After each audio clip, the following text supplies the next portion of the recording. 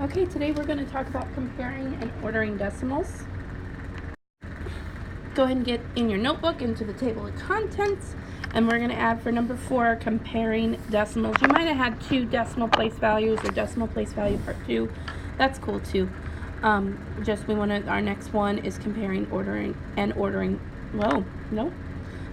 decimals. We're going to also put them in order, but we want to be able to compare them. That's the most important portion of this. So after you have that, go ahead and flip your page to a fresh and clean page that has the holes on the left hand side. Put the title up at the top, comparing decimals. Comparing decimals, and we always write that pretty big. I like I can statements because it trains our brain to say, hey, this is exactly what we're going to be covering today. We're going to use our strategies to compare decimals. We have been practicing this whole week with using decimals. So when we are comparing decimals, it means to be able to pick which one is bigger and smaller. We look and see which one is bigger and smaller. This is why place value is so important. It is very, very, very important. You can see the place value here where we have 3,4 decimal point 564, and here we have 345 decimal point 64. Here we have 2 numbers in front of the decimal. Here we have 3 numbers in front of the decimal, and this is what makes that place value so important. So I'll go ahead and take you back to this page because I don't know if you've got everything written down. The strategies that we're going to use today are strategies that, this is why I had those charts at the rainbow table, is so that we could train our brain to be able to say, okay, this place value is the important place value that we need to look at. So our strategy that we're going to tackle today is using our place values to help us compare these decimals.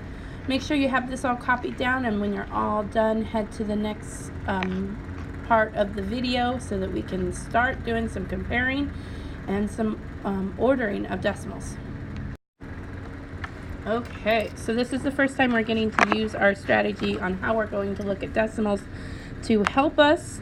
The strategy that we're going to do is we're going to line these decimals up on top of each other. Right now they're they're horizontal. But we're going to line these decimals on top of each other, and by doing this, we put each of the numbers in the correct place value. Yes, I do want you to write this in your notebook because I want you to be able to line them up based on place value. Both numbers have a 0 in the ones place value. The spot in front of the decimal is the ones place value. I see a decimal here, ones place value, ones place value. So then we move on. Our decimal is lined up. Our numbers are all lined up too. We move on to the tenths. What number do we have in the tenths place value? Well, here we have a 4 and here we have a 5. It does not matter at all what is in these place values if we can already pick the bigger of place value and compare those numbers and find a difference. If both of them were like, if we had 2 that were like 0, 0, 5, 5, 3, 3, and then finally we had an 8 here and a 9 there and an 8 there, then they would be super important. We would need to look at every place value, tenths, hundredths, thousandths, and we wouldn't get to the 10,000. We would wait until we got to the 10,000s to be able to say which one's bigger, and of course this 9 would be. But in this situation, we have nothing in the ones place value lined up, a 4 and a 5. We need to choose which one is bigger, the 4 or the 5. So we know as 5th graders that the 5 is bigger. So right now I should be looking over at the table. I want you to put your hand in an alligator mouth saying which direction it would face. So right now I'm looking at the table. I'm looking for your hands to be up, showing me that the alligator mouth is wanting to eat the bigger number. So your hand should be making this symbol. Whoa, maybe. There we go. I should see that symbol with your hands. These ones you do not have to write down in your notebook, but I would like you to show with your hands which way the alligator will face. With this one we look, okay, here's our ones. Here's our ones. We have 5 in the ones category. Well, that's not going to help us because 5 is the same thing. Well, then we look for the tenths category. Here's a 7, here's a 6. Which one is bigger? Show me your alligator hands. They should be pointed that way.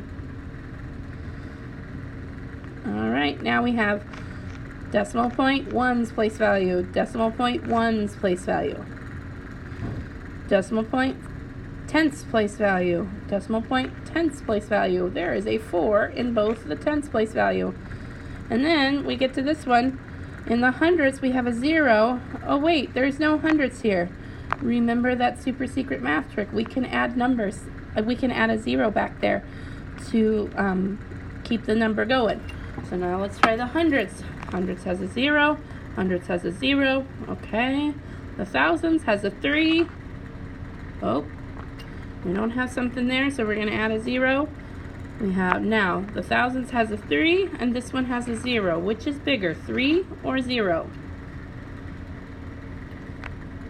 I should see your hands up in the air. The alligator wants to eat the bigger number. Wants more to eat. And our last one here, we have a 3 in the 1's place value, because here's my decimal, 1's. Here's my decimal, 1's. Here's the tenths. We have a 9 in both of those. Then here's my hundredths. We have a 0 and a nothing, but I'm going to add a 0 there. And it looks like same. This number we're going to do a different symbol. This one we're going to do an equal sign. We can also use this to help us to order our numbers. Ordering means put them in order from least to greatest. So we want the smallest one first. So we're going to look at our numbers. Each of them have one number in front of the decimal. This number is in the 1's place value. So that's not going to help us to tell which one's the smallest. So we're going to go to the tenths. Here we have a 9, and an 8. Out of 9, 9 or 8. Which is the smallest? That's right, that 8. So we want to put that one first. And now we're all done with that number. We don't even have to look at it anymore. So now we've compared our 1's. We've compared our tenths. Now let's go to our hundredths. Here we have a 1. Here we have a 0. Which one is going to be smaller?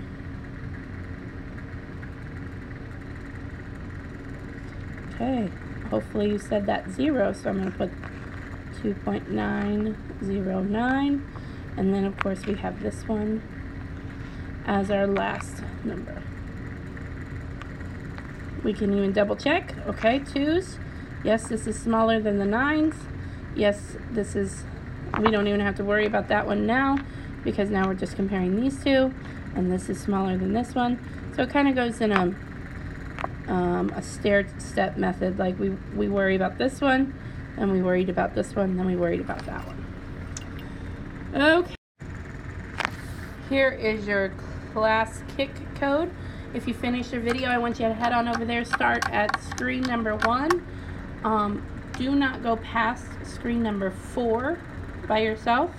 We're looking at comparing and ordering decimals, and we're going to be working together on some of those to show me that you know. Yes, we will have an assignment today, so it'll probably be a short rainbow table time, hopefully.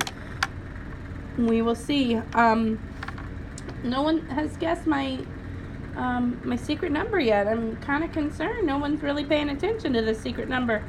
I will go ahead and give you another